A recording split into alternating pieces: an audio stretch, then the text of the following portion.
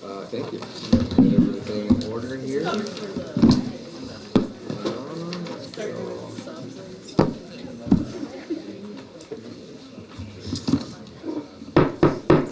All right. Hello, everybody. Nice to see a full house. Welcome back to school.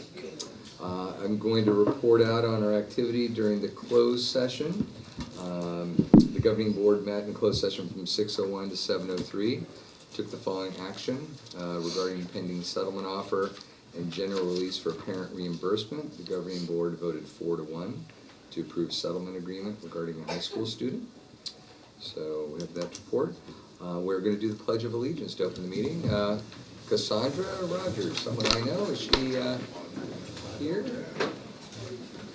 Oh, there we go. Hi, Cassandra. Welcome. Come on right up here. That's great. All right. I pledge allegiance to the flag of the United States of America and to the republic for which it stands, one nation, under God, indivisible, with liberty and justice for all. Thank you. All right, item number 7, adoption of agenda as presented. Do I have a motion to approve the agenda as presented? All right, you have a second? All in favor? Aye. And 1. Thank you. All right, item number 8, always a fun one, student, staff, community recognition. Dr. Shipp.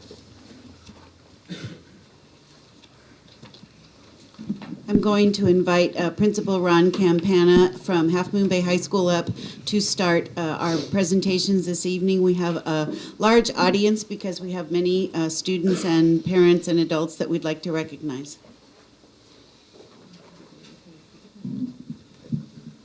Thank you, President Papalardo, members of the board, Assistant Superintendent Corey, Associate Superintendent Ms. Shuck, Dr. Rorick, and Ms. Leach, and also I want to apologize because last time I did not recognize our student representative, Irma Ramos. So, but it's an exciting time. Feel free to raise that up so you don't have to bend over.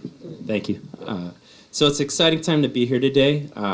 You know, a lot of great news and recognitions to share with the board. And first one I want to recognize is this person has been our counseling department at Half Moon Bay High School. She's our department head this year. She's been a lead teacher and director for our AVID program. That's a big part of our school, and it's in our 2nd year.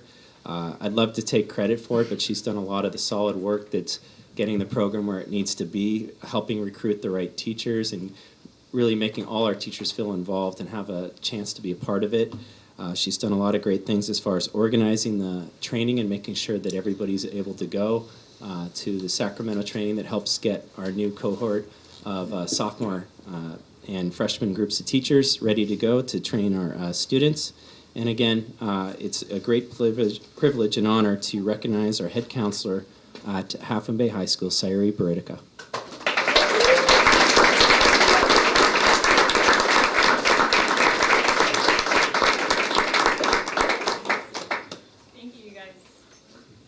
Great work. Thank you. She's shy. Also, she could not be here tonight, but I wanted to also recognize another one of our staff members who did a lot this year. She's our high school geometry teacher and also our student government teacher at our site. Ms. Rocha Tower played an instrumental role in helping our new and returning students feel welcome, organizing our freshman orientation, and also playing a big role in our teacher welcome back barbecue. Deanna has also noted for giving her time. We did a campus beautification right before the start of school, and she was, I'd probably say, the only teacher that showed up and was there the whole time with her gloves and got right in and was a big part of that. So I'm really proud of her and wanted to recognize her even though she couldn't be here tonight.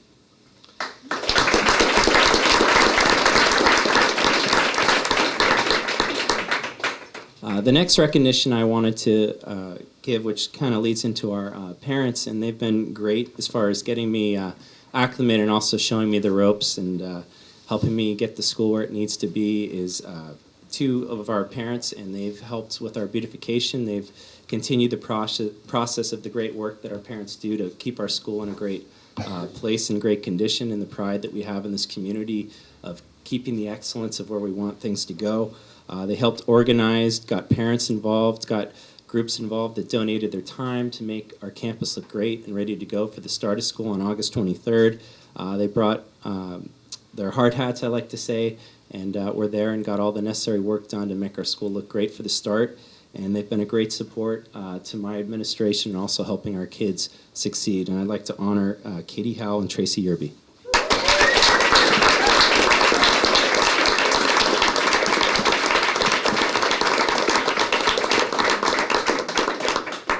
Ron, may I just add that Tracy and Katie started in the elementary schools and never quit? Yeah, that's one thing I noticed that's great about this community, and not just the numbers here tonight, is that everybody stays involved and keeps staying connected to the school, and that's a big reason why Half Moon Bay and the schools in this district are what they are. So I'm really excited about that. All right, so the next thing, next group I wanted to recognize was basically two of our students at our high school who've played a big process in registration. Being the new guy in town, it was great to have a couple of, I like to say, seasoned veterans as far as a junior and a senior who helped get our registration off to a great start, helping new students find their way around, telling us how to organize things when we didn't know or how to do it right. And they were just great in helping out the staff and helping plan for the day. And so I'd like to take this time to honor Brenda De Jesus and Francisco Valencia.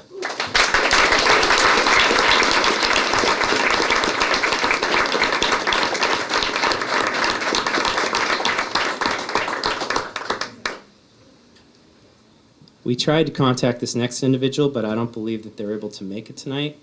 Though she's not a leadership student, she has been spending her last summer weeks, now that she's graduated from Half Moon Bay High School, and donated her time helping paint the campus store, guiding freshman orientation tours, helping our staff prepare for registration. And she basically said to me, which I really believe in, that once you're a Cougar, you're always a Cougar. And so I took great pride in hearing that. And so I want to honor her tonight, and I don't believe she's here, is Gabby Sanchez.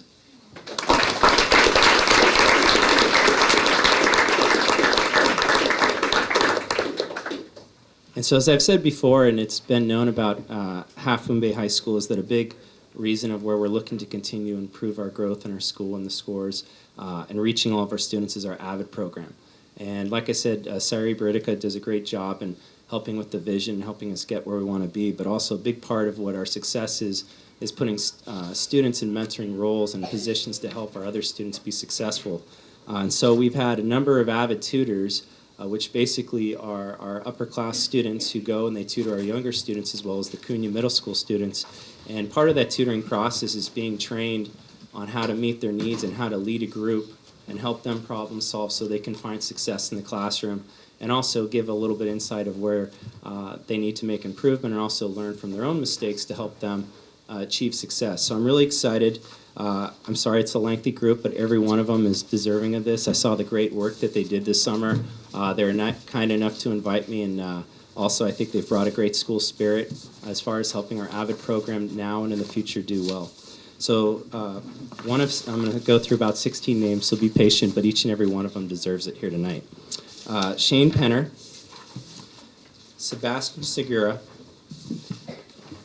Dara White, Angelica Harrow, Shelley Schabinger, Brenda Jesus, Anna Morales, Lydia Tell, Matt Spiegelman, Mia Cortez, Lena Nguyen, Elaine Yang, Riley Hummel, Alec McGregor, Julia Longering, sorry if I pronounced the names wrong, and Stephanie Perez. I want to thank all of you, and I'd like you to come up to receive your awards.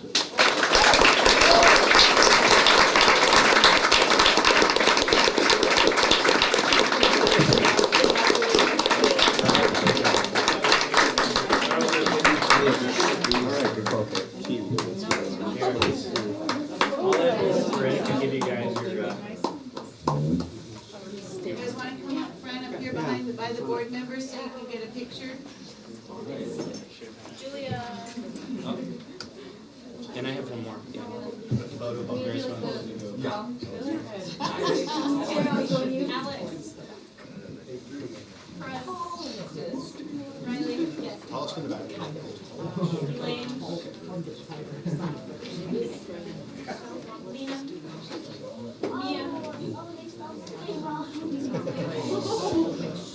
We'll get it fixed.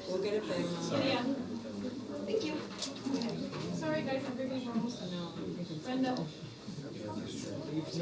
Shelly. Hara. Cigarette. Taking a picture, right? It's totally Instagram ready. Okay. Shelly. Can you guys go? Okay, stop.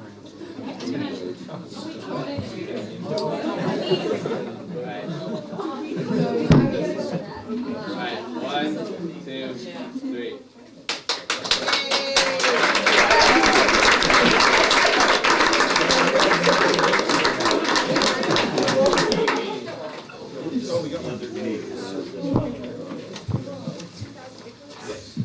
All right, so I have one more parent recognition I'd like to put, and then that'll probably be it for tonight.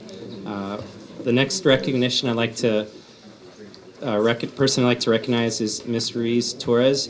She has been an integral part of our Cougar family and has been the former president of ELAC for 2 years.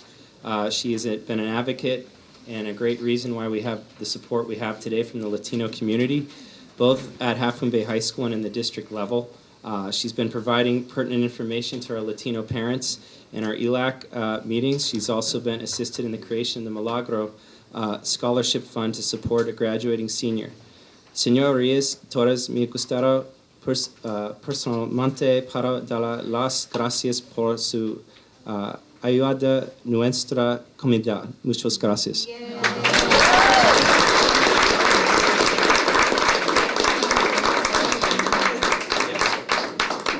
Thank you very much. This is Juana Rano, and I'm going to do a little correction here. It's been 4 years she helped me in the high school.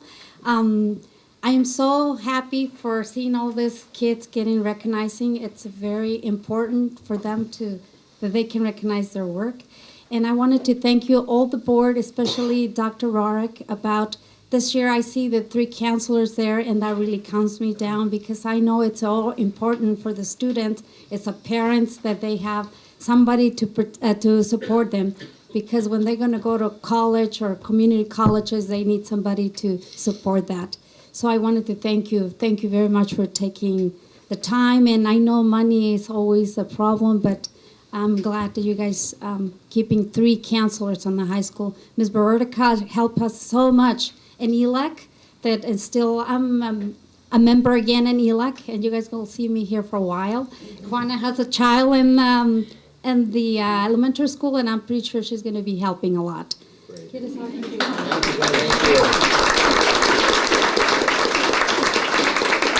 you.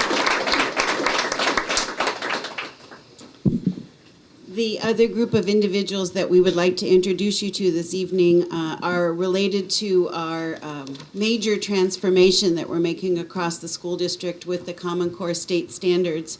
And this has been going on in our district for 3 years now, but this is the year that we have committed to making the complete transition with all the support that we can possibly have. You approved a modification to our implementation plan last spring so that we were able to provide more professional development and support for our staff as they make probably the largest transition in their teaching practices that will occur in their careers.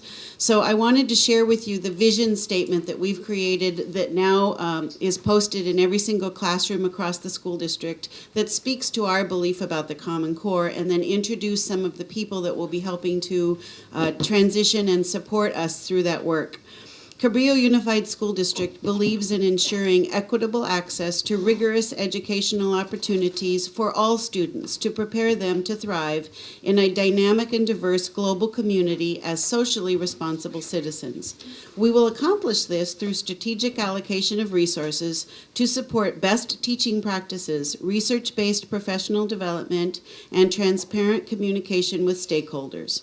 We are dedicated to implementing the Common Core standards with fidelity to support college and career readiness, where students' learning exhibits highly developed communication skills, collaboration, critical thinking, innovation, adaptability, and self-learning in technology-rich classrooms. So this year, we have been able to, through the Common Core implementation funds, have teachers across our school districts become guides and support for other teachers, their colleagues across the school district. And I would like to introduce those people and let you see the faces of who is helping to support our teachers. At the elementary level, we have 2 teachers who are fully released from the classroom this year, Amy Rhodes and Lynn Kelly.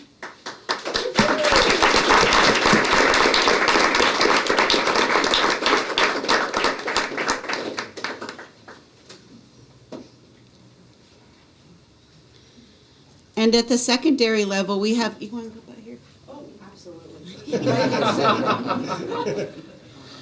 We have teachers that are supporting both language arts and math, but all departments across the schools at the secondary in a part-time capacity that they are able to go in and share ideas with other teachers, provide resources for other teachers, support professional development across the school district. And this group of teachers has formed an instructional leadership team with our specialized program coordinator to help further our work in Common Core. At the secondary level in math, we have Michelle Oldman and Lane Mullins for language arts at Cunha.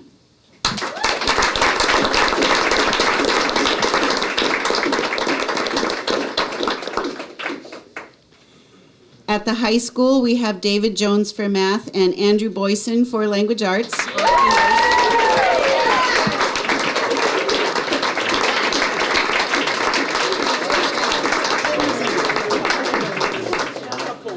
And at Pilarcitos for math, we have Terry Lovelace, and for language arts, we have Courtney Pereira.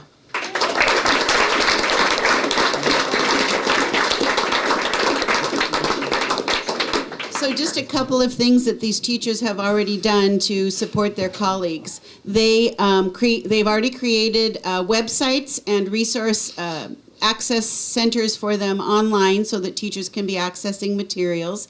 They've printed materials for them in math, language arts, other areas so that teachers have resources to be using throughout the year. They've gone into classrooms. They've covered classrooms for other teachers so teachers can go out and visit one another. And they're working with small groups of teachers on lesson plans and lesson study. Is there anything else that you'd like to share that we've already done in the short month that we've been in school? Lots of mileage, Lynn said. They're also participating in a county-sponsored support for facilitators, teachers on special assignment, that we will now have a new acronym, Dr. Reamer. It's TOSA, Teacher on Special Assignment. And we'll be careful to make sure we spell that out. But I just wanted you to see who they are, to know the work that they're doing to support their colleagues, and how important it is to all of us that it's teacher to teacher is really the key. We know that about helping one another. Thank you all very much.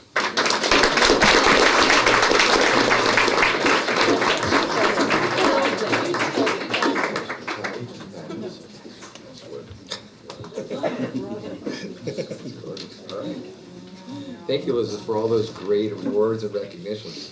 Fantastic. All right, number 9 is comments from the public related to items not on the agenda. So we have 2 tonight. If anybody else wants to speak, please bring your form up. Our first one is Eli Ross. He's going to come up talk about substitutes. Well, you folks have seen me up here before.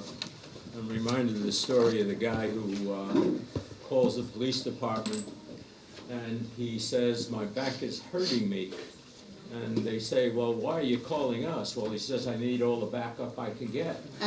So I'm thinking here's all the backup I get. Is that right? Okay. Anyway. Yeah. My message is not a new one to you. You've heard me speak before, and I think there is time for some action. I don't know if the board has addressed itself yet or how long it will take regarding the pay for substitute teachers at $13.75 an hour, which I think you all agreed that was pretty heavy news, not knowing what they were getting, plus another $25 an hour for those who are full-time replacement teachers until the required teachers come back. So somewhere along the line, I hope that there's going to be some action taken. And I was hoping that maybe today, even though not on the agenda, that perhaps some of the board members or the administration would talk a little bit about what's going on regarding substitute pay. I think teachers in here and myself would certainly appreciate knowing some more about that. Whatever I pass out to you, I don't plan to pass out, but whatever I pass out to you, it's a redundant first sheet, but not a redundant second sheet. The thing that occurred to me later on is that from a substitute's point of view, it used to be before we had the automated system for calling substitutes, that it was done by one-to-one with Connie Giebelhausen. And now that we have a system going, the question is how effective is that system working? Well, the way it operates now under this ASOP label, who is the provider of these automatic services, one can pick up a phone, call in, and find out if there's a job available. But if you don't move fast enough, somebody else can pick it up, and if they're very attentive, they could have day after day. There's no rotary system whereby everybody gets a chance to get a call. I think that the system, the ASOP, is defective, and I'm thinking that if it can't be changed, that it's worthwhile finding out if there's another system, but even better than that, one could actually devise our own system, because we have the technology. People who know code can write it up and make it operate perhaps the way we would find is more effective. For example, right now when you come in, if I'm assigned a math class, I'm not a math person, it would be better if they had somebody who was a math person. But we have no means of indicating that at the present time. You come in and you do what you need to do to keep order in the classroom. And after that, hopefully, if you get assigned to a subject which is in your purview, then you're feeling much more comfortable. So I think there's a lot of work to be done in that particular area. So I'm just hoping that perhaps our administrators today could share a little bit about that. And for the next board meeting, if you can schedule that we could have some knowledgeable statistics and information about where we're going with the possibility of seeing that the substitute teachers get appropriate increment. So that's all I really have to say, but you know, I hope you'll open it up for a little discussion, even though it may be not directly on your menu. Yeah, it was remiss both to the public and to you at the opening. So to items not on the agenda, our ears and eyes are wide open, but we cannot, by law, have a discussion for a non-agendized item. By law? Yes. Can we make a new law? Okay. Not tonight. Can we schedule that for next time then? The board can discuss that with Dr. Rourke, and we can get back to you on that. Okay. Very good. What I pass out to you is slightly redundant, but not totally redundant for the administrators and for the board. Great. Okay. Thank you for your time.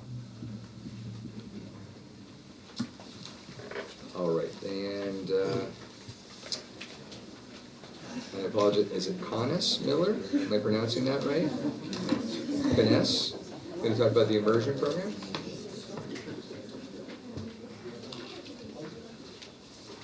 Thanks, sir. You'll let me know how you did on your name when you get up here. Kness. Kness, Yeah. okay, thank you. So thank you guys so much for having me. I know that everyone here does a lot of work supporting the immersion program, and so I thought I owed it to you guys to come kind of show you what we're doing after even college, after high school, after middle school, after college. It continues, and I thought you guys should all kind of see that. So I started the immersion program, con Senora Haj over here, a long time ago. I am in my third year, actually I'm finishing my fourth year this year at UC Santa Barbara in global studies, Spanish, and I work with an internship in linguistics. And I truly believe I would not have had that without the immersion program. So clearly it's a very important part of my life. I was with Senora Hodge. I went through first through fifth grade, very typical. You see all of us go through first, fifth grade, kindergarten through fifth grade. And before I knew it, we were all speaking Spanish, and our parents were amazed, so happy. We started sixth grade, and sixth grade was the first year that it was available for us to continue. Our grade was the first grade to be able to continue through middle school. And that was totally a blessing, and we were able to continue through middle school, but I would be lying to you if I said there were no bumps in the road. We were the first grade. A couple people came back when the opportunity was given. A couple people came back from the grade before us to come do 0 period immersion. And then I think one person came from 8th grade and said, I want to continue with immersion even though it wasn't offered the past 2 years. So as you get further through 8th grade, they kind of started to die off without the support.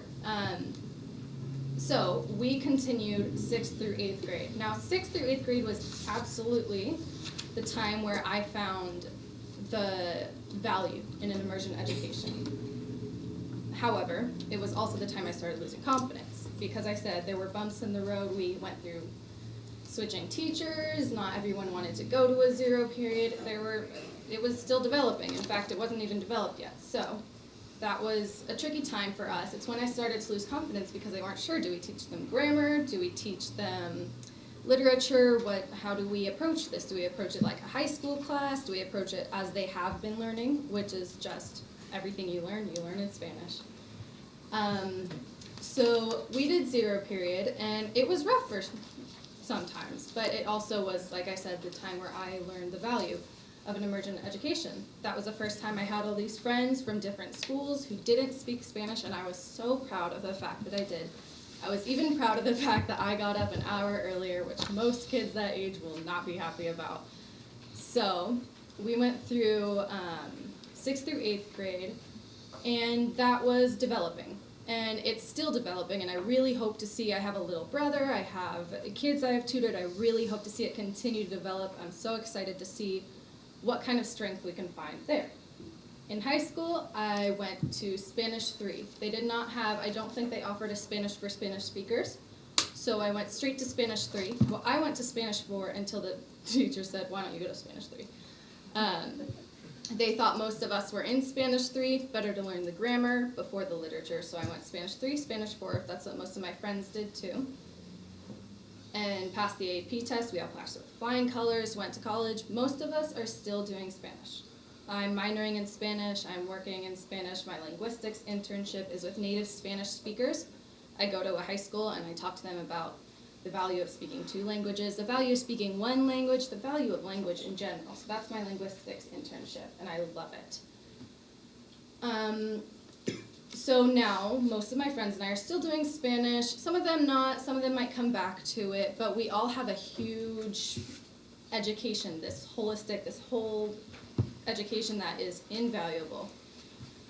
I wanted to talk to you guys about what we're doing with it now. I know that most of my friends are minoring in Spanish, taking internships in Spanish, traveling a lot. I spent my summer in Peru. I went with a past Amity scholar. He gave a son. He's still here in Half Moon Bay.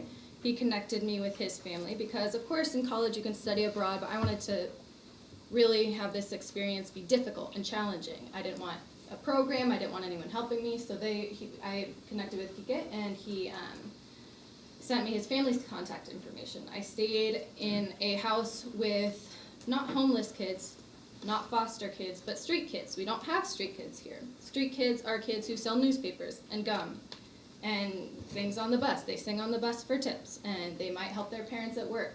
And so I lived with them, and I helped them. I played mommy, I packed their lunch, I took them to school, I asked how they have behaved, and no one spoke any English.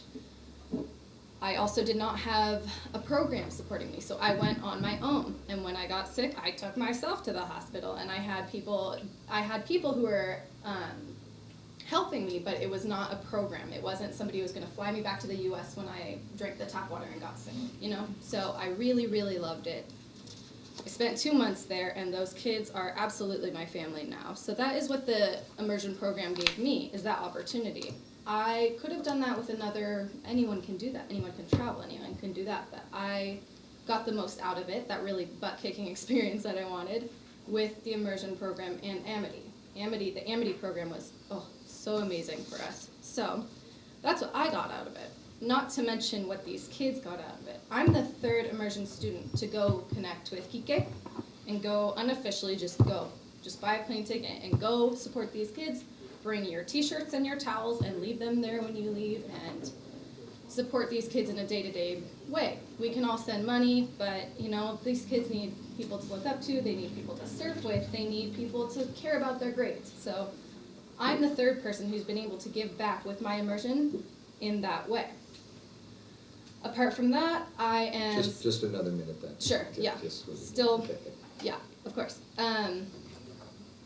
Actually, the last thing I want to leave you with is, in my linguistics internship, one of the big things we've learned that I really wanted to address every chance I get is that people are often concerned, if my child learns Spanish, will they learn English as well, especially if you're a native Spanish speaker. And that is just, as far as I've seen, total myth. I have friends who didn't speak English coming into the program, and now they go to Berkeley.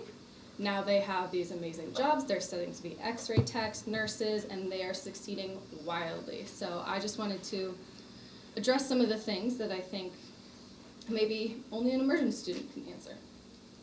Thanks for coming, appreciate it. Thank you so much. Thank you. All right, thank you.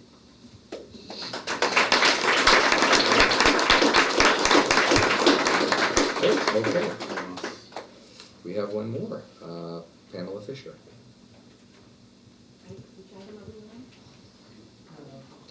Oh, this is for items not on the agenda, but you want it for the agenda? Yeah. Okay, then you're not up. All right, there we go. All right, so we'll go to number 10 on the agenda, representative reports. CUTA. Tom?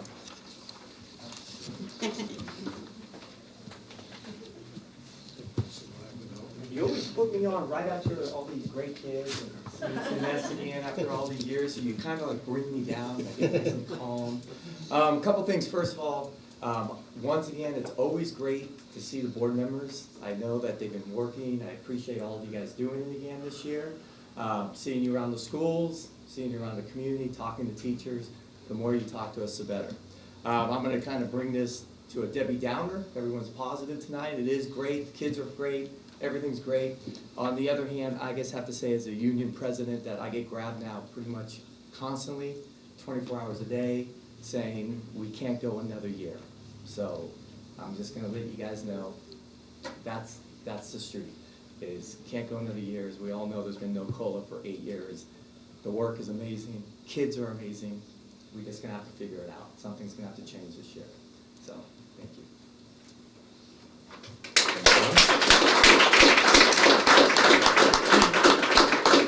All right, 14B, CSEA rep, Steve.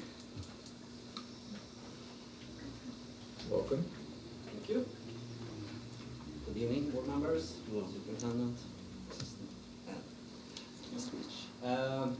Yeah, I just have a couple of things too, and it's really nice to see all the kids here and all the recognitions for the district. What I can say is that the school year have started really great.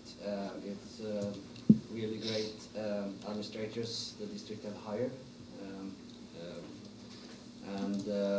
It's the feeling with the employee is that it's start getting feels really good to go to work. I'm happy waking up and know I have a day of work in front of me. But it has been a crazy autumn. School start. So we have all these new people coming in. We had everything needs to be ready, and but everyone put their little extra into it and made it. So first day of school, and everything was working really good, and it was really cool to see. That's all I have to say. Thank you. Great.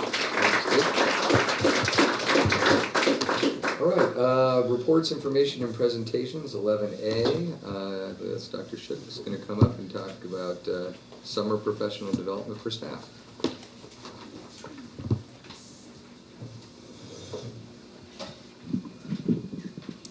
I'm going to invite up several individuals to join me here as we have multiple staff members that would like to share with you our summer experiences. This was at a board request that we share some information with you about all the professional development opportunities that our teachers participated in. And I just want to say thank you because I'm thrilled. This is a great opportunity to be able to share how hard our staff worked through the summer, not taking time off like many people think that teachers are not working in the summer. We had 80+ staff members participate in staff development over the summer. So to share with you about the elementary activities, I'd like to invite Heidi Stadler-Mills up from El Granada and Mr. Jim Ward, the principal at Hatch. For the secondary schools, I'd like to invite up Jarrett Dooley, the principal, Mr. Dooley from Cunha, Sayuri Buridica from the high school, James Barnes from the high school, and Principal Raj Betcher from Pilarcitos. And for some technology activities, one of the things that Stieg Lynn in his report when he was saying to you we needed to be ready, they just rolled out 1,700 devices. That was part of the needing to be ready on time. And I'd like to invite Ann Bailey up to be able to share with you about the technology activities that went on this summer. So we're going to start with Heidi, who's going to begin the presentation. Thank you very much. I'm really excited to be here and share this with you.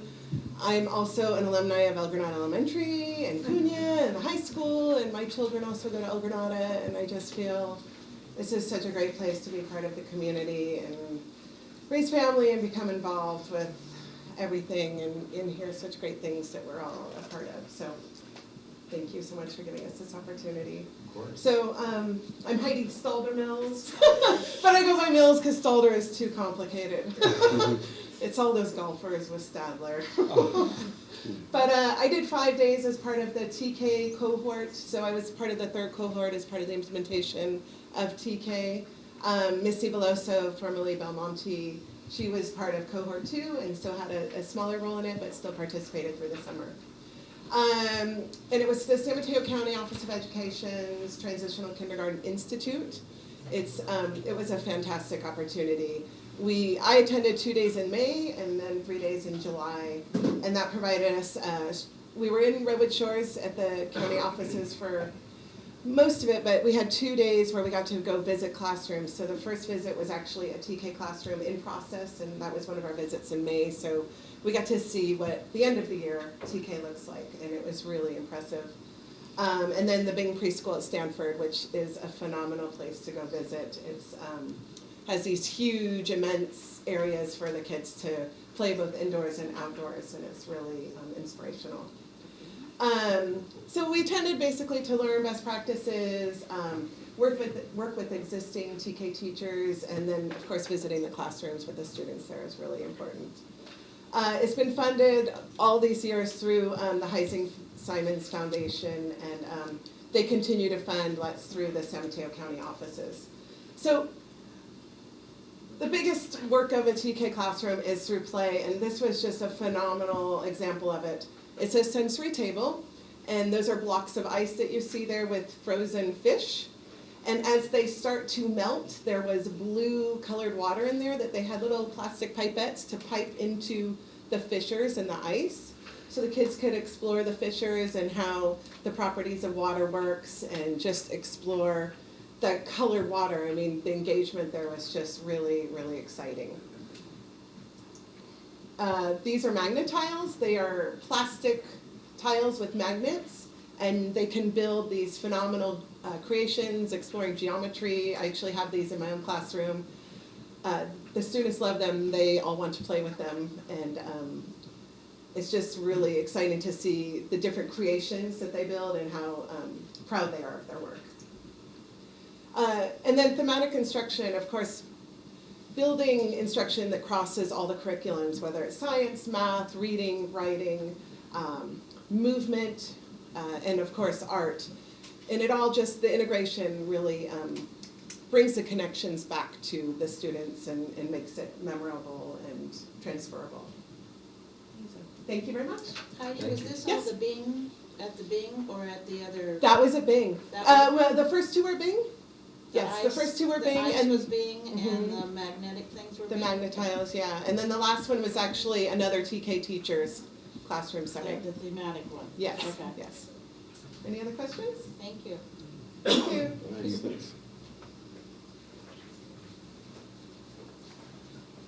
Thank you.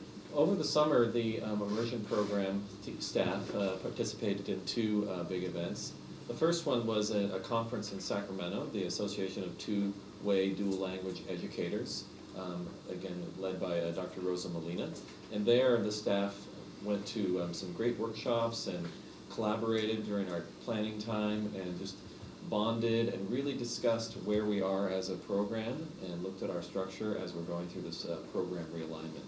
It was just a great experience, a lot of great speakers, very inspirational. I came back from it the night of the June 26th board meeting, and I was just so pumped up and excited about things that I remember that night we talked about the pathway, and I was just really inspired by some of the speakers we heard and some of the workshops we attended. Just some great information. And it was very well supported by the Spanish Immersion Parents Association and the school district, so thank you for that.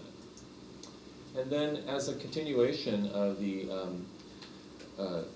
Immersion Study Group, the Hatch staff has been undergoing curriculum mapping and planning with Dr. Rosa Molina. They came in 2 days, August 14th and 15th, and we worked on the mapping and looking at our curriculum, where we are at best practices. We made a lot of discoveries, a lot of choices and thoughts about what we're doing and how we're doing it, and it was very inspirational to see how hard the teachers were working and digging in and going through the things that we had and tying it to the Common Core. And I really feel confident that we're off to a great start. We started to develop curriculum maps and plans per grade level. We wrote them out. Dr. Molina and her staff transposed them for us. We had them in electronic documents. We're building upon them, and the plan is to meet again and continue working on grade level master plans for K-5 at Hatch Elementary. It was just a very exciting time. Thank you. Thanks, sir.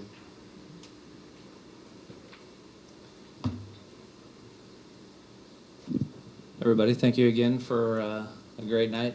That we could come and talk about our summer learning from a professional development perspective. As you can see, we had a great opportunity right after I was lucky enough to secure the principal position. I took off and changed my site, left the high school, and joined CUNY at our AVID conference in Sacramento. We took 5 teachers. AVID has been in CUNY, at CUNY Intermediate School for quite some time, I believe 12 years. Hasn't exactly been implemented with fidelity, if implemented at all over that course of time. It's been a good effort, but there hasn't been strategic efforts put in place to support that and go school-wide. So this year, what we have decided to do is try and take it school-wide. So we took 5 teachers along with myself out to the Summer Institute in Sacramento in July, and I can't speak for the staff, but I had a great time getting to know them and developing those connections with each other to bring back to our classrooms, specifically bringing AVID focused and AVID instructional strategies.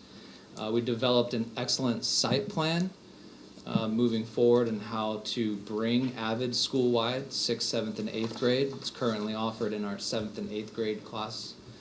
We have 1 section each, which is included in our LCAP, which is a great way to make sure that we are being supported from a financial standpoint.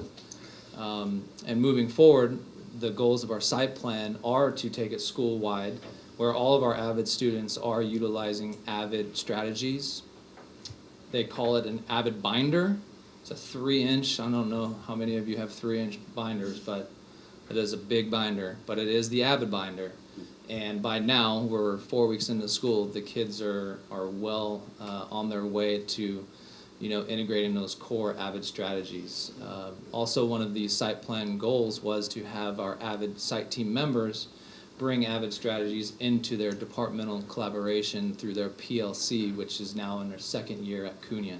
So we are convening together as a site team really soon and trying to examine ways to articulate, which is our third goal of our site plan, with the high school, and use what they have learned from implementing their program there and try and use that as a model at CUNY. So again, thank you for your time and much appreciated. Thank you, Jerry.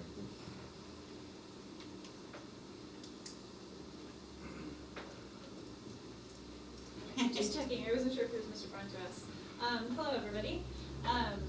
As you may already know, I'm Sayuri Barriga. I'm one of the district directors for AVID, and I'm really proud of our AVID program up at the high school as well as CUNY. This summer we took another amazing group of teachers. So we had 7 teachers. One of them has left, bringing us down to 7 teachers, as well as our new administrator, Mr. Campana, who's been in full support of AVID. And like last year, this was a phenomenal time of, one, group bonding and just getting to know and having those conversations with their teachers. But also, while learning strategies, we were just at dinner, we were talking about things that we wanted to implement in our classrooms, and we were just sharing, and it was a great time just interacting and working with our teachers at such a great conference in terms of professional development. Out of all the PDs that I've ever been to, this has by far been the best, and a lot of teachers have said that as well, and so I feel like this has been one of the most amazing experiences that our teachers on staff have had as professional development. Great things that came out of this is we reviewed our site plan that we made from last year, and we try to enhance it, thinking about the new staff members that we have. As you know, we have quite a bit of new teachers, and we want to do our best to support them as much as possible and really spread AVID strategies school-wide. So one of the really big goals that we have as a site team this year is, one, building our team, but 2, trying to hold 2 professional developments. I know we have one scheduled for October, and tomorrow is actually our first site team meeting where we're all going to, convene, see how the year's starting, and really start planning on our October PD.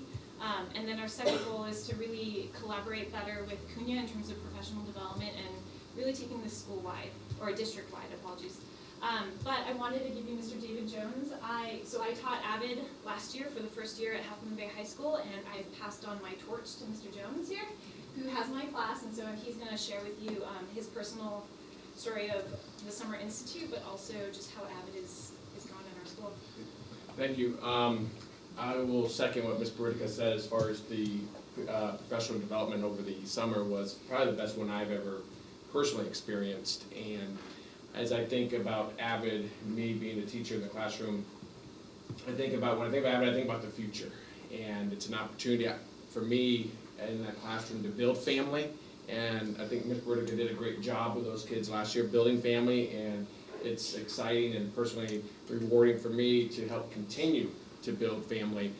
And at the same time, I'm a math teacher that's my training, my experience. And in AVID, one big thing is writing and reading, and one thing I expect my students is to take on challenges, not to be afraid, and to go for it. And writing and reading terrifies me, especially good writing. And so with me challenging the students to undertake those, the writing and the reading, I have to do the same thing myself. And so I think it's an opportunity to build family and to take on new things in our lives that scare us and make us afraid. And I'm just looking forward to what these kids are going to become and what they're going to contribute to society and whatever their lives, wherever they travel and go off to. So thank you.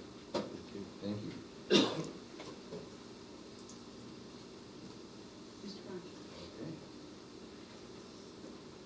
Well, it's great to be here. I was really, really pleased that we were able to get funding for the AP seminars this year. For those of you who don't know about it, our advanced placement program is pretty extensive and growing at the high school. We were just talking about getting approved 3 more AP courses in just the social studies department alone this coming year. And so one of the components of doing an advanced placement course is getting the training at these institutes. And so you can see the extensive list of people who went, carpooled in different groups out to Palo Alto. Everybody, people think about it going to Stanford, but I'm actually the only person who actually had a course on the Stanford campus. Everybody else was at Palo Alto High School. So I got to be dropped off and hang out at Stanford. That was nice. You know, I don't know precisely, and what went on in the other classes. I can really only speak to my own experience. But it's 4 very intense days of learning all the ins and outs of an advanced placement course. For instance, the AP US History, which I went to, has just changed. The course has been redesigned. So it's absolutely vital that I, as the AP US History teacher, know how that went. And so we studied a number of different things intensively. The audit syllabus that we have to submit so that we show that what we're teaching in our course actually lines up with the new redesign, which I have to submit before the end of this year. We spent a lot of time on different techniques, and that's always fun, teachers sharing different activities and things that have worked. But also, the content of U.S. history hasn't really changed in any measurable way, but the way of looking at it has. There are themes in history that we're supposed to build into our course. There are a much heavier emphasis on different periods of history, 9 of them they've got. AP US History covers Columbus to Bill Clinton at this point. And so, we'll be moving on to some more administrations soon, I'm sure. And also academic skills. And then they also changed the way we do essays. We have to score essays and a whole different system. I had to be trained in that, which I'm already teaching my kids and working on that in my AP courses this year. And the interesting stuff about all that is, when you train them like that and you know what you're doing, it works very, very well, and that's what's so pleasing about being able to go to this course. And just as a side note, if you're ever concerned about the Common Core and all the difficulties and what's interesting and what's worrisome about it, when you look at the AP courses in how much we spend time on close reading, primary sources, good analysis of different points of view. When I'm responsible for teaching Common Core literacy standards and social studies, and then I look at the AP course, I realize that the Common Core is moving very close to what we have in the AP courses. And that ought to be a pretty good endorsement for the Common Core literacy standards, at least. So anyway, thank you. Thank you. Thank you.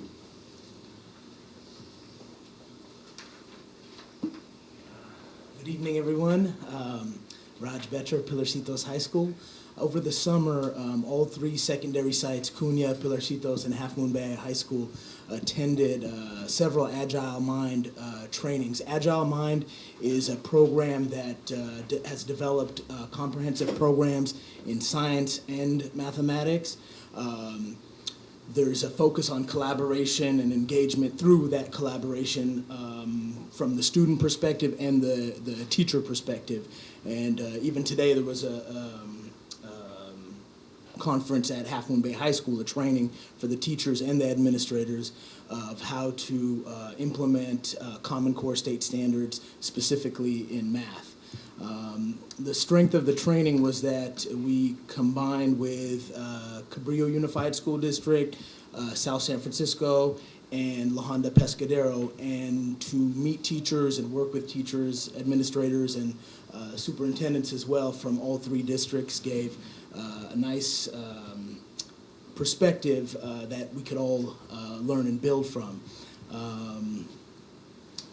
Another strength of Agile Mind is that the interface, the rigor of the problems, both mirror or at least come close and are similar to what students will experience for the first time fully on the SBAC, the Smarter Balance assessment that's coming up this school year. We attended in June and in August at Baden High School and Half Moon Bay High School.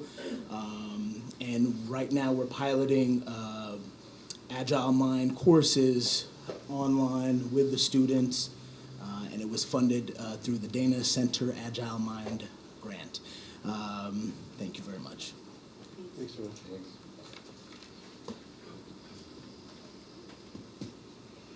It's really exciting when we hear a lot about Common Core to know that technology is really embedded in Common Core. And so any of the Common Core trainings also involve technology. But in addition, we had two significant opportunities this summer. As you recall, the 3-year classroom technology implementation plan had a professional development component that involves a curriculum integration specialist that works with the cohort 1 teachers, which were the teachers who got their classroom technology last year. And throughout last year, they learned, took risks, figured it out, and did really amazing things, which we talked about a little bit. Just before June, they got together and started developing workshops to offer to the cohort 2 teachers, who are another group of about 50 teachers. And the format of that, it was all done in-house. The curriculum integration specialist organized it and worked with them. So there were about 15 unique workshops that were offered on the first day in 3 different sessions. So each cohort 2 teacher and then cohort 1 teachers who were presenting at that time had an opportunity to take 3 different sessions of an hour and a half each. And then the second day, they took those things they learned there and developed plans to hit the ground running as they went into their classrooms. And they ranged everything from Google tools to programming. I should have a list of those. It's really amazing, and it almost read like what we'll see on the next slide, but don't go there yet, in a Google Apps Summit. And it was kind of that format. But I wanted to mention that there were 80 teachers at this training, and it was really inspirational. A number of the teachers reported that the keynote speech, which Tony Baroni, our curriculum integration specialist, gave, was really inspiring. And she talked a lot about transformational teaching, which included a culture of active engagement, teach like scientists, artists, and essayists, model symphonic thinking, and then creating an environment of productive struggle. So around those things, her talk was really inspirational to go back in the classroom and do it a little bit differently with all these new tools and standards. Yes, okay, we can go on to the next one. The Google Apps for Education, GAFE, is, I think it only started about 3 years ago, but now they have them worldwide. They have one in the Bay Area each summer. Last year it was at Sequoia, this year it was at Dunn High School. 2,500 teachers come to that. It's put on partly by Google experts, but mainly by other teachers. So it's another teach the teacher, or teacher teaching teachers, peer-led. And it's a really high-intensity, very exciting, inspirational thing. Steve went this year, so we had tech involved. I went, and about 10 or 11 of our teachers, of our cohort 1 teachers went to this too. So I think that's probably it. Okay. Thank you. So you can see that we had a very busy summer, and I would just like to thank the teachers that came to share with us this evening for your time, and Heidi especially, thank you, because I know you have little babies at home.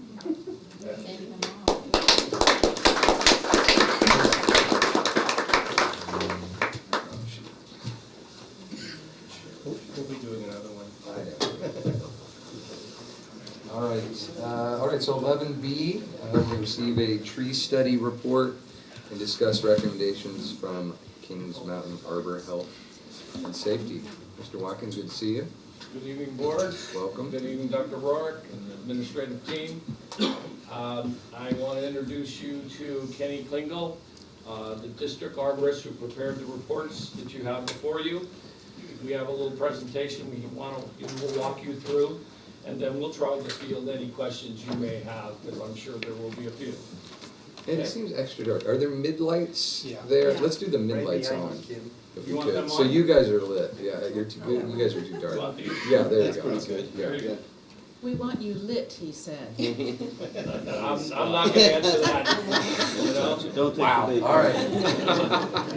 Kate said that. Okay. All right, thanks for having me, guys. And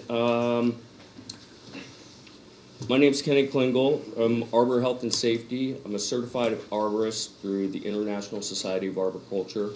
I've been in the tree business almost 40 years now. I'm a third-generation tree guy. But I know enough about trees to know that I don't know the half of it. They're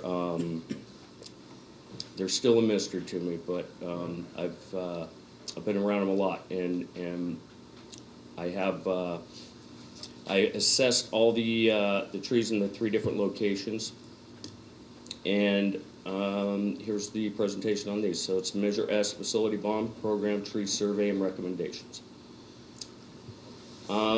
What I did was I inventoried all the trees. It's the inventory and assess the overall condition of each significant or heritage tree on the property as established and as may be impacted by the proposed construction zone. I was also asked to recommend removal or future establishment of each tree inventoried according to the site plan given for the proposed construction project. So the trees, my main job was to assess the trees as they relate to the construction project, but along with that, the inventory was done so each tree can be identified individually and assessed individually on its own. These are the 3 projects: the Hatch Elementary School modernization and the new construction Pillarcitos new campus, the Cunha Gym project, and the high school football field turf replacement and installation of certain track and field elements. The removal of the trees for this project are to provide a new vehicular and pedestrian. This is the Hatch Elementary School. We're taking one at a time. So the first one, and the most significant as far as the trees go, the construction project itself is to provide a new vehicular and pedestrian entrance and exit to the Hatch parking lot through the district complex, provide for a slightly altered footprint for the new Pillarcitos campus. And that is a plot map, and little dots and the outlines are the tree's canopy. There's 3 groups. I'm sorry, I have a pointer. So this is group 1. There's 9 straight across on Kelly, and then 2 just to the south. That's group 1 and 11. And then over here is the start of group 2, which comes along here, and I believe there are 12 in here. And this is the new road. I'm sorry, I don't know much about the construction project itself. I'm just looking at the same thing you are here. And the trees, as you can see, come along here, and there's all these trees are likely right in the footprint of the project itself. Also the building here, all of them are also in the footprint of the construction project. This last group here consists of 9 trees. They're the ones that overhang the Hatch buildings, which are right here. And they're all very large heritage trees that are towards the end of their life and quite dangerous. But they are not, this group is not in the footprint of the project, of any new construction proposed anyway. So I kind of hit on this already. Trees health and proximity to project elements, group 1, just I explained the 3 groups. There's a 4th group, which is the grove of pines on the corner of Kelly and Cabrillo Highway, and there's 80 to 90 of them in there, and it looks like they were all planted, maybe a Christmas tree grove at one time, and that I don't think we're addressing as far as any removal recommendations individually at this time. I just assessed them as a group. This is the map I was given, and those are the tree numbers: 1 to 11, 12 to 23 in group 2, 24 to 32. So the map's changed a little since I did the report, and that's probably important to note because there are a few trees in this area that were recommended as they could remain as established, but with the new updated map, it looks like that they're going to be in the footprint of the new development. So that changed a little bit, but everything else is pretty much the same. So the recommendations in general are, because of construction, without even consideration to the health of the trees, is going to have to be removal of group 1s and 2. And my recommendation is the removal of group 3 for safety reasons. I can address individual conditions of each tree. That would take a while, but in general, the trees out here, they're mostly pines, and actually 1 through 23 are all pines. And they're Monterey pines, and they're getting towards the end of their life. I found defects in almost every one of them, some minor, but a lot quite significant. Some are diseased, and there's a lot of structural issues with all of them. They were likely planted here as a screening or, from wind, noise, and just a border for the property line.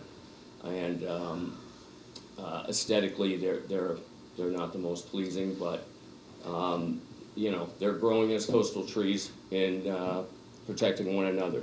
So selective removal is not recommended in most cases. What is the lifetime of those trees typically? The Monterey pines are about 80 years.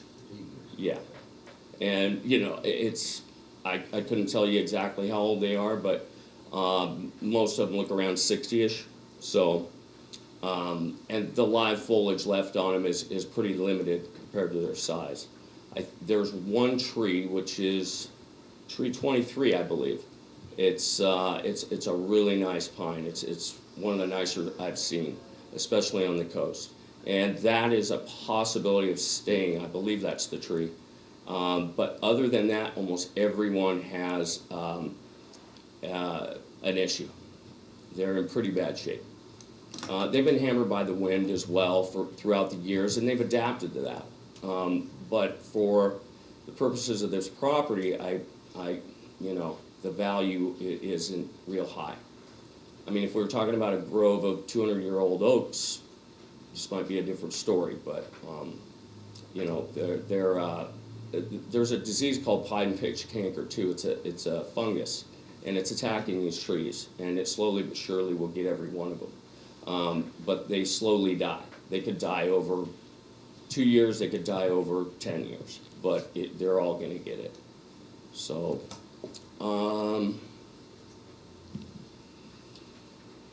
The removal of, okay, so this is the Cunha Gymnasium. I'm sorry, I wasn't really prepared to do this whole presentation, but the Cunha Gymnasium project, there's 6 trees over there.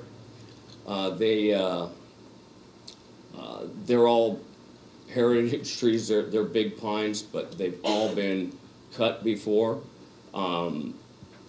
One-sided, they're all out of balance. They're really nasty trees. These trees are in good shape compared to the 6 over there, let's put it that way. And they run straight down right by the skate park and down the tennis courts, if you're familiar with that. I don't know if we have a map of these or not.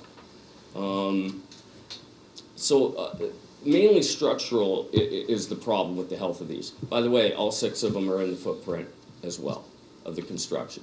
So we're kind of, there's 2 things. I mean, all the trees kind of have to go if you're going to build what Ed's proposing we build. But at the same time, you need to know the value of the trees. Are we doing the right thing? Compared, you have to understand that the trees, like I said, they're not 200-year-old oaks. These trees are in really bad shape.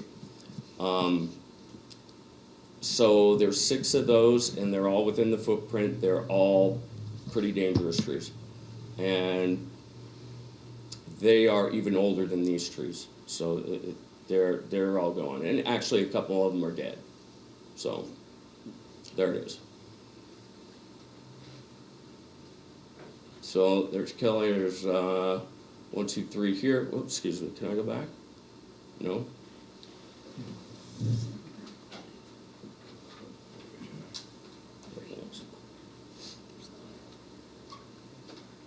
Okay, so that's the new gym, Ed? Yeah. Yeah. I think it might be interesting to point out here, you might look at the last 3 trees as you're going south, and you might say, well, they're really not in the footprint for the gymnasium building. But part of the project is also, since we're removing 2 of the tennis courts, we're gonna be adding 1 court back in. And so the courts that are contiguous to the gymnasium site will be shifted west to make room for that 3rd court. And that's why those are also, even though they're not in the immediate footprint of the gymnasium. Yeah, and the report, the arborist report doesn't state that. However, you know, that being the case, it would change the, it actually doesn't change anything in the report. The report just addresses the state of the health of each tree. But it recommends these removal at any rate. And actually, when I was out there assessing, I talked to the neighbor who lives right there, and he was happy to see me. He's like, please, and the tree's just basically falling apart on top of his property. And all 3 of these trees have been reduced completely on this side because I'm assuming they're going over the tennis courts that are now existing right there, and just to eliminate some litter and debris falling. So they're very out of balance as well. They're very big diameter trees at the base, but they've all been cut at one time, so they multi-leader out, and that's what makes them very dangerous. They're the ones that are dead are literally falling apart, and these live ones have a lot of deadwood in them as well, significant deadwood. So they're not in great shape. So this one, I mean, Ed, do you want to address what's? Well, maybe I should. Okay. The Half Moon Bay High School track and field project, as you know, we had attempted to do it last summer, and for many reasons, it wasn't able to be done. So part of the process that we went through is also bringing, DSA came in and gave us a list of requirements for ADA upgrades to this entire site. And you might be, well, you should know that ADA changes almost annually, but that field was originally put in the 60s, and things have changed, obviously. One of the requirements that DSA had pointed out was a path of travel to the west side of the football field. Now, you all know, I'm sure, familiar with the site. To build anything out on the west side, we'd actually have to tear down the perimeter fencing that's there and actually build some retaining walls to support the work. Well, unfortunately, between the field as it exists now and the retaining walls we'd have to build, there are the trees. So we have assessed the trees, and part of the reason for all this is what we're going to talk about here in a second about the raptors and why we're doing this immediately now, because of the time frame in which we can do it. But one of the things that has come up, that Dr. Rourke and myself through our architecture team that works on the high school project, is that DSA has verbally, underline the word verbally, told them that if we did certain other things, we wouldn't have to run that path of travel. We had to do some fencing. When we have track events, we keep all the people on the home side. We do have paths of travel on the east side underneath the home side bleachers, but we may not have to do that. Well, my concern is it's a verbal comment. Do we always get the person that made the verbal comment? Do we maybe get somebody new? Could it possibly change? Yes, it could. But what the architect has said is there's probably more than one way to do this. If, in fact, we choose not to cut the trees at the high school because of this, because we think we're not going to have to do the path of travel, we could always possibly phase the project. Even if DSA came back and said, no, we want you to do that path of travel, which would mean the trees would have to be cut down, the retaining walls would have to be put in to put that path of travel there. So we're kind of caught betwixt and between. But if we can phase the project, and that's what I would like a little bit more information on, if we can phase the project, then it's immaterial that we don't do it before February of this year, because we could do it next summer, if in fact they're going to make us do that path of travel. But if they make us do that path of travel, those trees at the high school have to go, because there's no place to build them. And there are about 16 there. So these are the trees here, they're split in 2 different groups. They're kind of in the same shape as the trees in the district yard here in general. I'm assuming that they were all, and actually these little dots here are all trees as well. And I'm assuming they were planted for windscreen, maybe, for the field. You know, it's kind of the front lines there on top of that hill. And actually, it needs to be known that there are, and I have the number here, probably half of these trees here and 2 of these are stumps. They aren't even trees anymore. Trees were removed from here in 2 different phases because I could tell by the age of the stumps. But they're still listed on the map as trees, on an older map as trees. So I went ahead and numbered them and inventoried them as stumps. So we're not talking about 16 trees, we're probably talking about 11 or 10. And there's a few that are in pretty good shape, but like I pointed out before, these have all grown together as a grove, and they're all protecting each other. And if this, I believe, is your retaining wall, Ed? Mm-hmm. So if that retaining wall goes in, these trees I'm recommending for removal. Even though some of them are just outside the footprint, excavation will take place to get that wall in, removing a significant amount of the root systems of these trees, making them unstable. But most of them are right in that wall's footprint anyway. So there you have it. Oh, no, excuse me. One more slide. Oh. You want to go ahead on this? Sure, go on. The next steps and timeline. To determine the specific trees for removal, well, you know, if you're talking about this site, you're talking about just about every one of them. If you're talking about Cunha, you're talking about all of them. If you're talking about the high school, I just explained to you what the possibilities can be. Dr. Rourke and you all will probably have to make some recommendations back to the construction, or to us, as to how you want us to proceed. But what we have done is, we have a biology report that is being finalized this week, which basically concurs with the arborist report. We have a CEQA specialist now that is handling all our CEQA filings for each and every one of these projects for the county. We need board approval for the CEQA filings, and then submission for a CDP with the city of Half Moon Bay. And maybe this is the point where I need to explain to you why I'm doing this now. If I don't cut these trees down between now and February 1, I can't touch them again. I mean, we could probably make a case for some initials removal, but as a group, we won't be able to touch them because of the raptor habitat. And that runs through August. So that takes us through our time frame for the construction, or at least the start of construction for a number of these projects. I don't think I need to share with you about our timelines for things like Pillarcitos, or the gymnasium, or the high school for that matter. You know, school gets out on the 15th of June. I got football programs starting by the 24th of August. Windows are pretty tight. So, are there any other questions? Would you, like for me to explain as to what we're doing here? Yes, Kate? The high school project, you got the verbal, they may need to.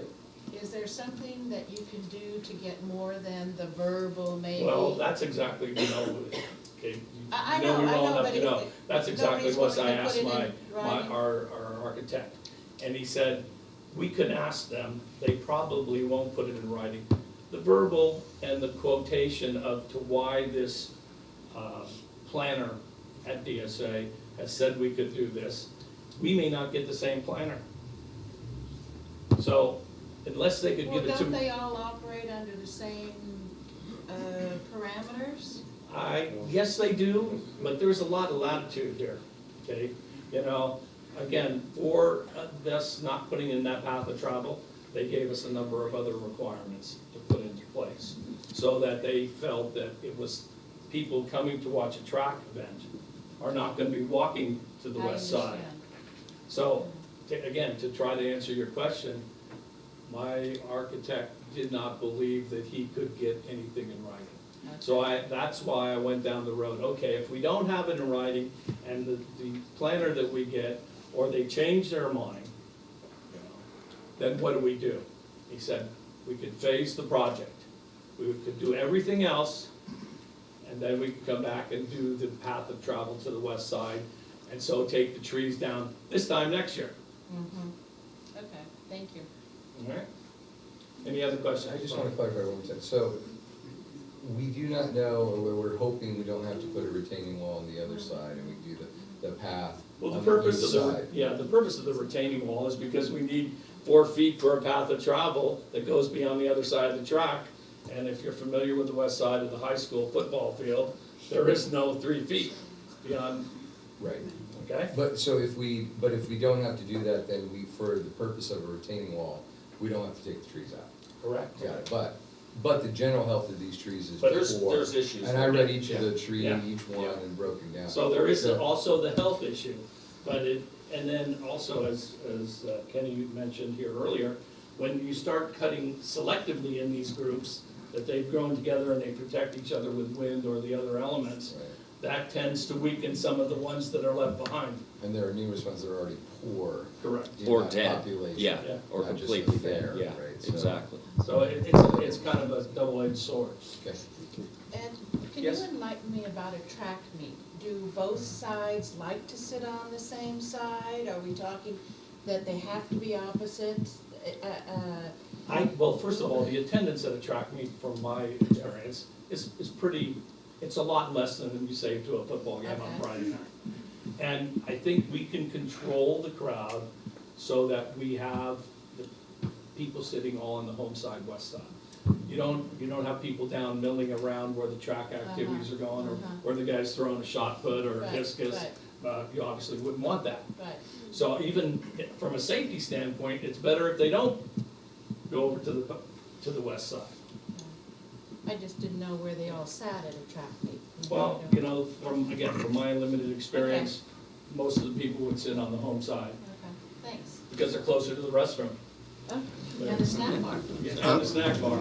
And there's one more issue with this particular project that hasn't been raised yet this evening, and that is, we've had a complaint regarding the ADA issues at the high school track area submitted to the Office of Civil Rights, and as a federal entity, they have a whole nother opportunity to weigh in here. And so irregardless of what resolution we come to with DSA, Office of Civil Rights may require us to put in that alternate pathway. So, And thus the retaining wall. and thus the retaining wall and the removal of those trees. Do you have any sense of the timing on Office of Civil Rights complaint? No, the complaint has been answered. They've had the information now for about 3 weeks, and they have not gotten back to us nor given us a timeline for when they might. Has there been a conversation about what trees we will replace? Have we had a conversation where we're going to replace with an appropriate The type city, of tree or yeah, trees? we've spoken to the city already. They like to see a one-for-one replacement, and if you noticed on the plot map for the Pilocitos and the road through the district office, you can see a lot of additional trees. There's a preferred tree list, and I know that the principal from Pilocitos is also looking at having a few fruit trees planted, which we haven't finalized yet. We're working on it, but yes, there would be trees. Now, there's no requirement for the tree replacement to be on the exact same spot where the trees were taken out. So they can be on other locations within the site. So yes, we are, to answer your question, yes, we are. And the city is asking one for one? That's their general rule. I'm sure if we took out 26 and we only put in 24, it wouldn't be the end of the world, but there again, that's their decision. And won't the replacement also be addressed under the mitigation, under the CEQA documents? So there will be some room there for public comment and, Absolutely. mitigation, so we'll be able to explore that more to make sure that it's Well, satisfactory that'll to all be all parties. outlined in the CEQA document, because those are things that can be questioned for the filing. Well, generally speaking, we intend to replace trees with something that's more appropriate to the scale and, Well, and to the site or to the new sites. yes, okay, just to clarify. So what guidance do you need from us at this point? I think our guidance here is to, as this is a significant number of trees to be removed here, guidance from the governing board as to whether or not to proceed with the next steps, which will also be lots of opportunity for public input, both here at the governing board, through the CEQA process, and through the city CDP process. Okay. We'll at least be going through the planning commission level for all these things, so Sure. the public will have opportunities to make their comment to the city. So just a general time frame then for if cutting down trees is the end result, and it needs to happen before February, we're in September. The window's closing. Rain or shine. Rain or shine, weekends. Well, we'll be filing for CEQA, coming to the governing board either in November or December, and going through the CD process simultaneously. For this project on this campus, the project at Cunha, we believe is a less onerous hurdle, if you will, for CEQA, and so we will may be able to do that a little sooner. Again, we're finalizing the CEQA best approaches with our new CEQA consultant at this time. And we also felt that, this is something that's very visible, very big in the community. So we thought you all should be well informed. And the reasons why. Thank you. Any concerns about moving forward with the next steps as designated today? Everybody comfortable? Yes. All right, Good please enough. proceed. Thank you very much. All right, Thanks a lot. Thank you. All righty, so we're done with 11 reports and presentations. Number 12 is communication board members. Michael, Nothing? anything on your mind? Nothing. Well, I apologize. Was Pam Fisher's item the trees? No, 14E. Okay. Yep, thank you for asking, no? Other than I just had the pleasure to attend a meeting with Mr. Campana at the high school and the board trustee. And it was inspiring to get on a campus and spend some time with a leader and to learn more about the high school. I'm looking forward to actually having the opportunity to visit each of the sites and meet with the principals this year. Fantastic. So that's right on that side. Not much to say except to welcome the new administrators and their staff to the different sites. It's been a summer of change, and I welcome all the new individuals and those that have taken new locations to work in, and look forward to seeing them in action at their different sites. Thank you. Right. Yeah, I just want to give a shout out to all of our wonderful teachers. It's just great to see all the work and professional development and study that was done over the summers, and it's always great getting back into school. And it always impresses me the level of energy and enthusiasm that our teachers give constantly. And I know I couldn't do it, and so I just want to say hats off to all of them and all the work that they do and the inspiration that they give our children. I had the opportunity of going back and meeting with some of the principals, the new principal, Mr. Campana at the high school, and new enrolled Principal Dooley at Cunha, and had pleasurable conversations with both of them, and also joined the teachers in their staff room to have lunch and just kind of chat about whatever was on their mind, and I really enjoyed that, and I'm hoping to do that at the elementary sites as well in the next month or two. So it's really nice to be able to get out to campuses and just have those casual conversations. Well, now to someone you know who can teach, Kate. I couldn't agree with Freya's sentiments about the summer programs that went on, the staff development. 80 teachers, that just is a mind-boggling number. The technology that Anne went through, it's just, how lucky we are. How very fortunate. And thank you to everybody for doing that. I had the good fortune to work at Cunha for their registration days. And hats off again to Myra Rodriguez and Karen Borges, who have that ship-shape, boom, 6th grade, 7th grade, 8th grade, in a 2-day time frame. They get everybody in and out, and they do a marvelous job. I also joined the staff on the very first staff development day, the pivot group with Common Core, and there was a 3-inch binder, Jared, for that. That's a lot of stuff. And then I've been working with Dr. Rorick and Freya on the busing committee to get that dedicated bus from carrying students from the northern end of our district to Cunha.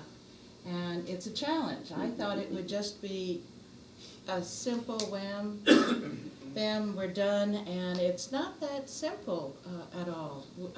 And so I'm going to continue working on that committee, hoping we can fill that bus and get a few cars off Highway 1 as they come south in the morning. But that's all from me. All right. Well, I'll just mirror the words of thanks. The energy and commitment of the staff and teachers and the families in this community is just wonderful. So happy to be here. That's it. Student board member, Irma.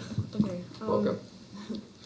Down at El Granada, the 4th and 5th grade science program will begin in the beginning of October.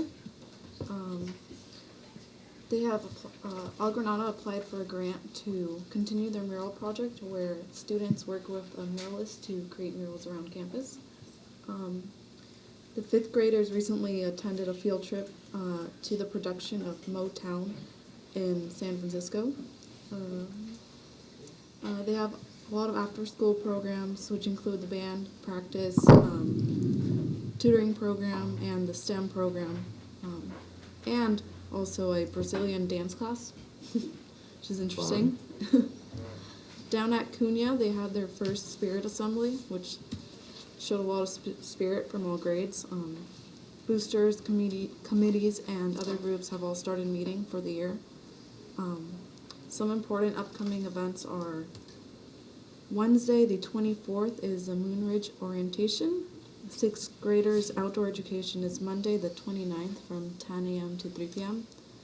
Thursday, October 16th, is the Great California Shakeout, and at 3:30 p.m. is the school site council. And lastly is Friday, October 17th, is the end of the first quarter and the Halloween dance. Up at the high school, all the fall sports have started their seasons. Our first assembly was last Friday, the 12th, where the homecoming court and themes are announced. Homecoming week is October 13th through 17th, and the nick of time will be up at the high school September 26th, and it will be, they do healthy heart screening. Anyone around the Bay can participate from the ages from 14 to 24. They'll be taking up to 500 participants, and sign-ups are, you can look for the sign-ups and learn more about it. There's a link about it on Half Moon Bay High School website, and you can also get a slip to sign up at the high school. It will be held up in them, yeah. That's about it. Great, thank you. Superintendent report. Irma, may I inquire as to what the themes are this year? Yes. What's the theme? There's sports, so freshmen are basketball, sophomores are baseball, juniors are soccer, and seniors are football. Of course. Excellent. Excellent. Well, the two things I wanted to touch on have been touched on already, and that's the Cunha bus route. As Trustee Livingston just stated, we have a transportation planning committee that met all of last year. They met this week to review the status of the new route. There are currently 19 riders. 15 come from the Fairlawn View Elementary School communities, Moss Beach and Montera, meaning that the other 4 come from El Granada and Pillar Ridge, 3 from Pillar Ridge, 1 from El Granada. So we are doing 2 outreach meetings next week to encourage families to take advantage of this new bus route. First has been confirmed for next Thursday, September 25th 5th, and that'll be held at El Granada Elementary School, 6 o'clock in the library. And we have the second one tentatively scheduled for Tuesday, the 23rd, to be held at the Pillar Ridge Community Room. Still a couple more details to work out. That will still be at 6 p.m. as well. We've announced our second trial week. That is the week of October 6th through 10th. It gives parents an opportunity for a small fee, I think for $8.40, to use the bus for the full week without having to commit to the full semester. And we also are planning a Bring Your Friend to School Day that will allow current riders to tag a friend and say, join me for no charge. And they'll get to take the bus to school, and so we're hoping that that will encourage new ridership. And as Irma just stated, the Nick of Time is coming to Half Moon Bay High School on September 26th. It'll be a full-day event. The Nick of Time is a foundation that is organized to provide heart screening for students. Foundation was founded by 2 Half Moon Bay alums and former COSIDE residents growing up here, Darla Valenti and Suzanne Apodaca. They are sisters. They now live in the Seattle, Washington area. Unfortunately, the Nick of Time was founded because Darla's son Nick died of sudden cardiac arrest at age 16, shortly after a football practice. No one knew that Nick had a heart condition, and he just went to sleep after football practice one day, and he never woke up. And so they founded this foundation, and they've been putting these events on in the state of Washington for a number of years, and this is their first venture out of Washington, and they're coming back to their hometown and supporting this. The Half Moon Bay Rotary will be actively involved, and I'll be volunteering all morning there as well. We're hoping to screen about 500 kids, and based on their statistical history is that 4 to 5 kids of those 500 will be found to have a serious enough heart condition to be referred for additional screening. And so, which means that in a population of 1,000 kids up at the high school, that there could be as many as 10 of those kids could have an issue, never know it. And so this gives us the opportunity to identify those issues early on and have the appropriate intervention for those students, and likely we may be saving a life or two here. So it's pretty outstanding that we're able to provide this, and hopefully it's something that we can do throughout the years. Thank you. All right, number 13, consent items. Do I have a motion to approve consent items as presented? Motion to approve. Second. Okay. Michael, second. All in favor? Aye. Plus one. Yep. Okay. All righty. So we'll move on to action items, number 14. 14A is approved waiver request for a preliminary administrative services credential. Thank you, President Papalato. Presented to the governing board this evening is a request for a waiver for our new CUNY assistant principal. Just as a note, when this went into place July 1, 2013, almost simultaneously they provided the opportunity to provide a waiver for up to 2 years of required experience for candidates who complete the preliminary administrative services program. So this evening, as we do for our teachers, earlier in the school year in September, Ed Code waivers to be able to teach certain authorized courses. We have a request for a waiver to be submitted for our new CUNY assistant principal, and it's presented to the governing board this evening for approval. Okay, do you have a motion to approve? So moved. Okay. Second. Great. All in favor? Can I have a discussion? You may. I apologize. John, is the waiver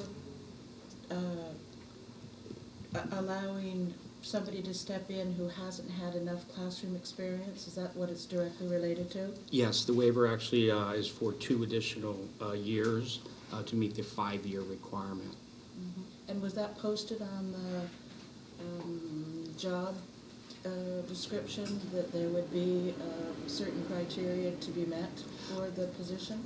Criteria was posted for the position at Cunha Middle School, Cunha Intermediate School, but also knowing that this waiver was permittable, it was listed. It was specifically listed with regards to teaching experience, not for the Cunha assistant principal position. We also had a Half Moon Bay High School assistant principal, and at the input meeting that we attended, they were very adamant with regards to a specific number of teaching experience, So but not in the preferred required domain. So the opportunity for the paper screening committee and the interview committee, it was deemed to be a viable candidate for the position. So it went from 3 years of classroom experience to 5 years of classroom experience as sort of the basic criteria. That is the criteria that went into effect, but also I think to be noted as well, as that requirement increased from 3 to 5, simultaneously the waiver was also implemented as an option for a district to pursue as well, and knowing that that was an option that we could utilize, the candidate was deemed eligible. Well, in specifics, we're delighted with the candidate. In generality, 5 years of classroom experience is a nice thing to have before you become an administrator. I would like to see us pay attention to that. Definitely classroom experience matters in that capacity. It's also interesting, you know, having been here 10 years and listening to different staff and parental input with regards to, you know, elementary principals. Is it mandatory or should it be mandatory that you have elementary classroom teaching experience? And following that same logic going from Cunha as well, I think the particular interest from the Cunha staff was middle school teaching experience in that capacity. And I suppose number of years can be relevant in that capacity. But I think that having experience at a middle school level was equally important based on some of the feedback I received from staff. Yeah, specific leveled classroom experience is always important, but just 5 years of classroom experiences, I'm talking about in the generality of, there's a reason why it went from 3 years to 5 years, and I'd like us just to see us sort of pay attention to that. I mean, there's a reason for the criteria. There's definitively a rationale for the criteria, but also knowing that simultaneously the waiver was passed. I think in the next 3 to 5 years, the administrative openings that will be available, not just at the site level, but the district level, we're going to have a sea of openings in administrative level. So we're going to see, I think, more and more people transitioning from that capacity. I digest and reflect upon what you're saying. I'm also at the same time happy, you know, that we have our 5th internal classroom teacher within our district being promoted to the administrative position. That has nothing to do with what I'm saying, though. But just as an example of forthcoming transitions that we, not just in our district, but also in the county may have as well. There's going to be more movement from the classroom, but, you know, there's no substitute for the experience. Thank you. Thanks, Kate. Okay, so we already voted on that one? No, I don't think we have. No, We haven't voted. no, we haven't voted. No vote. Okay, you cut discussion. Okay, all in favor? Aye. Thank you. All right, B is hold public hearing for 2014-2015 contract reopener as submitted by the Cabrillo Unified Teachers Association. John, this one is yours as well. Thank you, President Papalardo. Presented to the governing board this evening is a request, reopener request from CUTA. While the contract does not expire until June 30th, 2015, there are provisions within the contract that enable CUTA to open the contract, specifically Article 2 for compensation. And the procedure this evening is a formal procedure that requires the board to receive the reopener and actually have a public hearing to provide the opportunity for any members of the public to make any comments regarding the proposal. Okay, great. So that being the case, I'm going to call for the opening of a public hearing for any comment from the public on this item only. Are there any comments from the public on this item? Are there any comments on this item? What's the number? Yeah, we're at 14B. We're not there at 14E yet. Okay. Okay, seeing no comment, I'll close. Thank you. And, okay. Oh. I was just going to say, there's a letter enclosed as well from Mike Putnam, who's the CUTA bargaining chair. And having held the public hearing, we hope to proceed with negotiations sometime in late October. Thank you. I see that there in the packet. Great. All right, 14C, adopt resolution number 2114, GAN limit. And Crystal, that is you. This is me. In 1979, the California voters approved Proposition 4, which created the GAN initiative, which placed limits on the growth of expenditures for publicly funded programs. Each year, it's required for every governing board to adopt a resolution and submit to CDE by September 30th. So the resolution is attached for your approval of the GAN limit. Great. Do I have a motion to approve? I'll move. Second. All right. Any discussion on this? No? This is in fact a roll call. Aye. Aye. Aye? Aye. Aye. Great. Okay, all in favor? All right, 14D, approval of 2 CEQA consulting firms to be eligible to contract with the district for Measure S, facility bond-related projects. And who's going to? This Tony, is me. that's you. This Okay. is me. Yep. So recently, the district put out a request for qualifications for CEQA consulting firms to perform environmental work for the district related to its Measure S facility bond projects. Trustee McCammett and CBO Leach and myself selected 2 firms of the 5 that submitted their qualifications to interview. And we are recommending that the governing board select both of the firms that we interviewed, Dudek and LSA Associates, as eligible for providing CEQA consulting services for the district under Measure S. The action, we're not awarding any contract or assigning any actual work, just selecting firms from which we can then contract with throughout the Measure S program. Great, thank you. Do I have a motion to approve this action item? So moved. Thank you. Any discussion? No, it's good. All right. Good timing. Indeed. All in favor? Aye. Aye. Thank you. 5 plus 1. All right. This is 14E. Approve the following Measure S facility bond projects: Hatch Elementary School modernization and new construction, the Lorecitos new campus, Cunha Gymnasium, which is a joint project with the Boys and Girls Club of the Coast Side, and the Half Moon Bay High School football field turf replacement and installation of certain track and field elements. I know there's a lot of pages to the next one. Who's, is this you, Tony? This is me as well. All right. As the governing board well knows, the district is in the design phase for each of the 4 projects just referenced. All of these projects are within the facility master plan approved by the governing board in August 2013, even though the Cunha Gymnasium, additional gymnasium, was envisioned at the high school within that facility master plan, but nonetheless, the building itself is part of that master plan. So tonight we're asking the governing board to approve these as projects, not to assign any contracts for actual construction or to approve any of the future elements of CEQA, CDP, and DSA processes. This action is necessary for the district to submit our CEQA and CDP applications prior to bringing back to the governing board.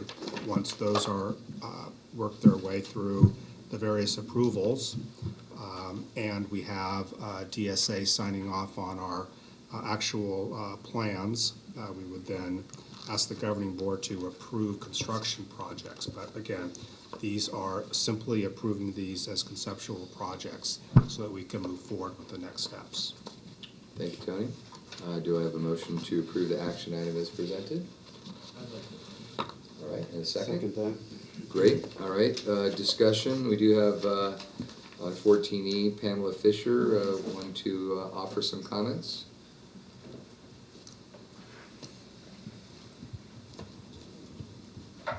First, I want to say, as a neighbor, no, it's no surprise where we live. These are your neighbors on Highland Park, and I just want to assure you that we want this project done, and we want it for the kids. We want it for, you know, the community of Half Moon Bay. It's a big football community, and I do hope once you're able to have the sanctioned track meets, you'll actually have more people attending them. We are extremely encouraged that you have gone about approving the contract for these firms that will assist you in completing the CEQA process, perhaps with and also to include an environmental impact report. Since on this site, as well as, I'm speaking specifically of the high school, on the track and field site, as well as other areas on the CUSD property, the projects have never had an environmental analysis. And clearly could have adverse impacts on the environment, specifically raptors, wetlands, potential ESHA, drainage on neighboring properties, as well as the drainage impacting the Highland Park neighborhood. There are already issues of drainage in some of the homes, not me, but in some homes of some of the residents on Highland Park. People are very concerned about this.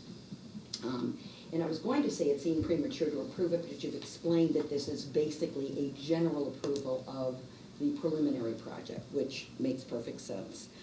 Again, we do hope that there will be a full CEQA analysis, a full EIR, and that the city will be compliant in terms of a full CDP on this project.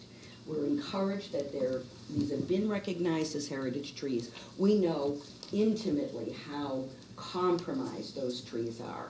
First, when 9 years ago, the AstroTurf project went in with no oversight, the water was cut off from these trees. And then following that, the entire field side of those trees were trimmed, which basically, I don't know what effect that had on the raptors, and I know raptors are up there because I've gotten nailed on that track during nesting season. At any rate, so we know they're compromised, but our bigger concern was replacement of those trees for the wildlife in the area. At any rate, I wanted to also say that in the Half Moon Bay Review stated that you had a revised plan from DSA on August 7th, and we just didn't know whether you would be willing to post that on your site just so the public knows what's going on and has a clearer idea of the parameters that you now have to work around. And although, we were going to say, I've heard a lot of good things tonight, but although DSA may require this, perhaps there are other alternative measures that can be taken with less environmental impact in terms of removing those trees. But I have to tell you personally, they're compromised. They're extremely compromised by past behavior that has allowed them to be compromised. At any rate, so I'm going to encourage replacement. If you remove trees, to replace them. The one tree that we are having the most difficulty with is the redwood, which is tree number 16. It's a magnificent tree. Don't know if it can be saved, but it would take decades, to get a tree that size. And I would also encourage the planting of trees, not pines. Well, it's cypresses as opposed to pines. They are faster growers and they're not subject to the diseases that these Monterey pines have. So we're happy. This appears to be going in the right direction, and we're, encouraged that this hopefully will be completed in within the next calendar year for all, for all concerned. That feels in tough shape, and we all know it. But again, it's sticking to the environmental laws as well as the municipal laws, et cetera. So again, thank you for, I was going to say, as a school board member for 7 years back east, I appreciate the position this puts you in, including Dr. Rohrer. However, it sounds like you're on the right track. Thank you. Thanks for speaking tonight. If I may address one point very quickly.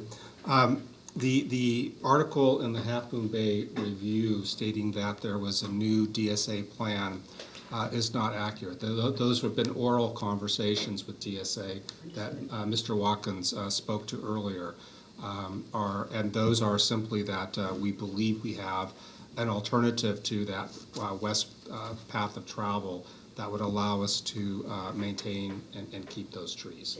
But it's not, there's nothing written out since we received the original information from DSA last spring. Thank you. Any discussion from board members? No, I'm just excited to see these actual on-the-ground projects being implemented from Measure S. It's been great to see all the computers and technology going into classrooms, and I think we forget sometimes that that was all funded by Measure S as well. But this will be on-the-ground stuff that people can see and know that their tax dollars are going to real improvements that are truly necessary. Well said. Yes. Well said. That's great. Yeah, it really is. Okay, all in favor? Aye. Aye. All right, 5+1. All right, 14F, approve a design contract with SSA Landscape Architects, Inc. for additional Division of State Architects required elements for the Half Moon Bay High School football field turf replacement project. We contracted last year with SSA Landscape Architects. They were selected by the governing board as our landscape architectural firm for Measure S. They have provided us with a design for the core part of the project, which is turf replacement and returning track elements. That does not go unchanged, but as we now know, there are ADA requirements by DSA that need to be added to the project, and this contract awarding provides them with the contract to include those elements for eventual submission to DSA and review through CEQA and CDP. Excellent. Thank you for that, Tony. Do you have a motion to approve as presented? So moved. Second. All right.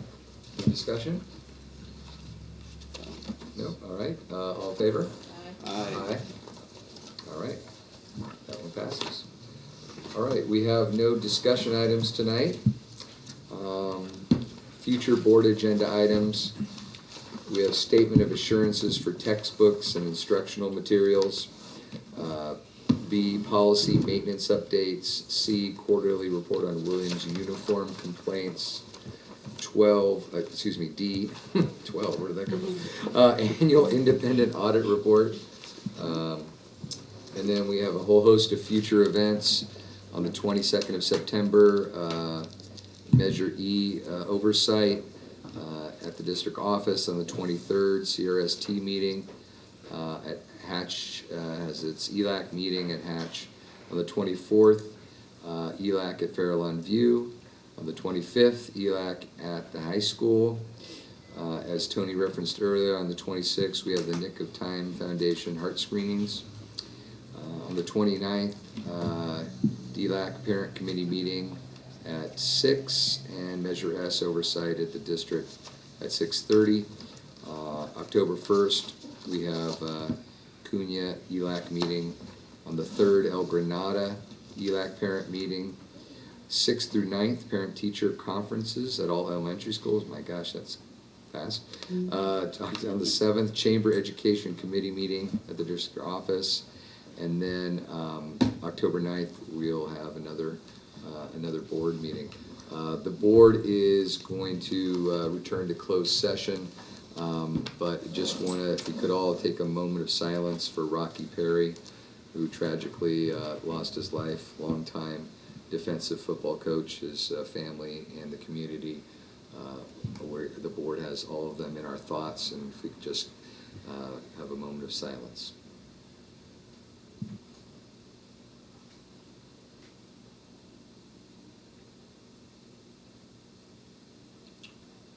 All right, thank you for that, everybody. Board is going to return to closed session.